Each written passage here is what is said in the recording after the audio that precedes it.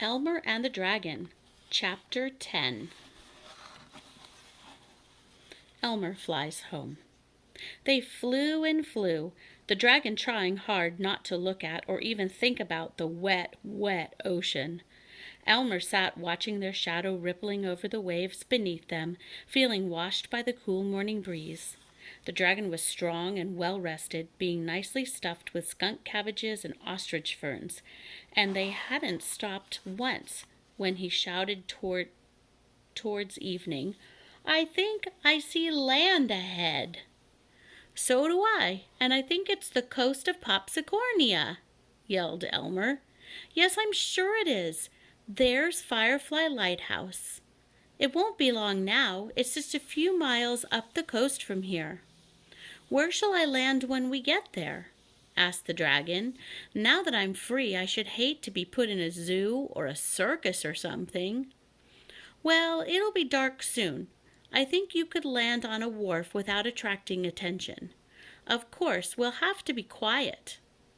They flew up the coast, passing the lighthouse and the village of Fruitoria and the town of Custard, and finally came to the outskirts of Nevergreen City.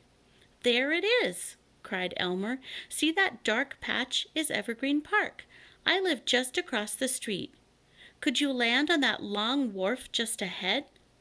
"I think so," said the dragon, "but I do hope nobody sees me." He circled lower and lower and landed gently on the end of the wharf. Elmer slid off and whispered, "Gosh, it was fun knowing you. I'm going to miss you and flying and everything, and thanks so much for bringing me home." "It was fun, wasn't it?" sniffled the dragon. "And I'll never forget how you came all the way to Wild Island just to rescue me. By the way, Elmer, I really think you ought to have this beautiful gold watch and chain. I can't see it on me. And anyway,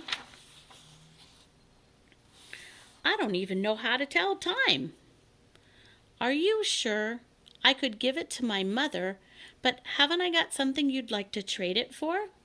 "Well, as a matter of fact, I was wondering if you still had some of those delicious pink lollipops." "I have 4 left over," said Elmer, getting them out and taking off the wrappers. "Would you like all 4 at once?" "Yes," said the dragon. They stood there quietly in the dark, the dragon sucking on 4 pink lollipops, and Elmer whispered, "Where will you go from here?" "I'll go to find my family in the great high mountains of Blue Land," said the dragon, thinking of his 6 sisters and 7 brothers and his gigantic mother and father. "I'd like to go there too someday," said Elmer. "Well, maybe you will. But listen, I hear voices." "Men coming down the wharf? Quick, you'd better hurry. Goodbye, dear dragon." The dragon flew up into the darkness just as 2 watchmen thumped by to make their rounds. Elmer hid behind a crate and heard one say, "Funny, I was sure I heard voices, and I know I heard something big flying just over our heads." "Look, 4 lollipop wrappers," said the other watchman, who had been searching the wharf with a lantern. Said the first watchman, and then they walked back down the wharf.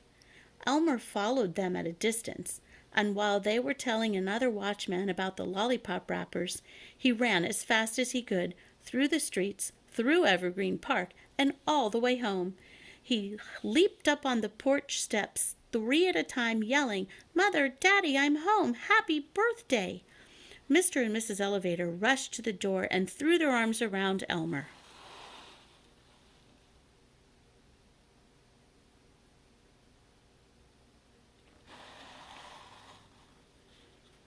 "Oh, Elmer, how glad we are to see you. You don't know how worried we've been these past 2 weeks. Where on earth did you go?" "I had an important job to do," said Elmer, staring at the living room sofa. "Why, there's my friend the old alley cat." "Yes," said Mrs. Elevator. "As much as I've always hated cats, I just didn't have the heart to turn her out.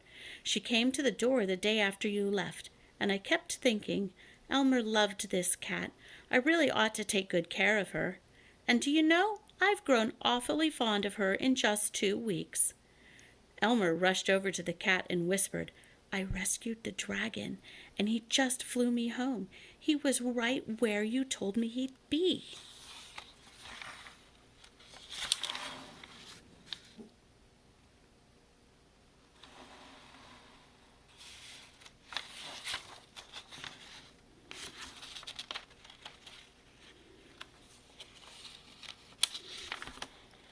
"You did what?" asked Mr. Elevator. "Oh, nothing," said Elmer. "By the way, here's your birthday present." Elmer gave his father the 3 bags of gold and played Happy Birthday on the sterling silver harmonica. "And here's a beautiful gold watch and chain for you, Mother." "But where did you ever get these things?" gasped Mr. and Mrs. Elevator. "That's a secret I can never tell," said Elmer, rummaging in the icebox for something to eat. And that's the end of the story.